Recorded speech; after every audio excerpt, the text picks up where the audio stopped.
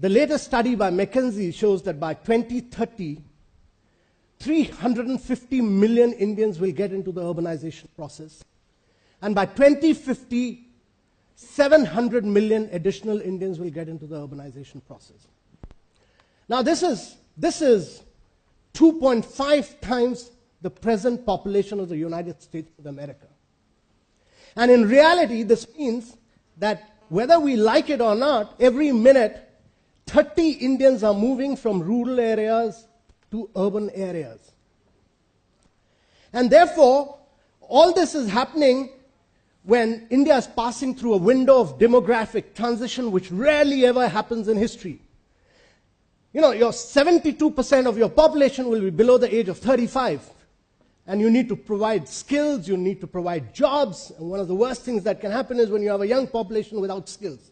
And therefore, a leading thinker like C.K. Prahalad, the late C.K. Prahalad, said that actually India needs to create 500 new cities by the time it becomes 75 in the year 2022.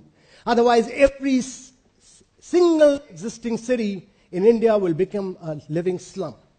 And therefore, urbanization, whether we like it or not, is on our doorsteps, and urbanization is inevitable.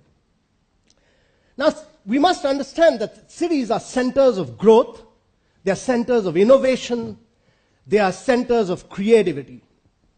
And much like the 19th century was a century of empires and 20th century was a century of nation states, the 21st century is a century of cities.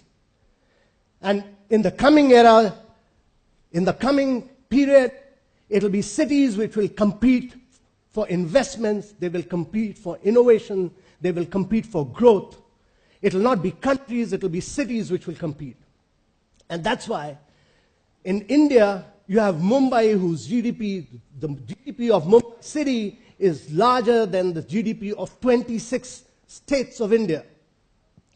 And when cities are centers of growth, innovation, and modernity and innovation, it's very important to realize that India must grow on the back of manufacturing. And many of these cities will be industrial cities because if India has to grow at rates of 8-9%, India must create new jobs in the manufacturing sector.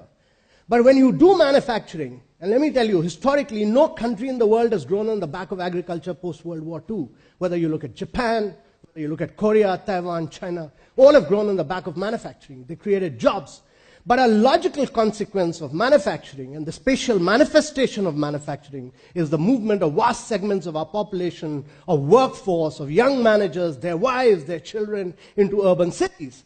And therefore, a logical consequence of this is to really plan in a scientific manner for both manufacturing as well as the social infrastructure which accompanies it. Ladies and gentlemen, India has been a very reluctant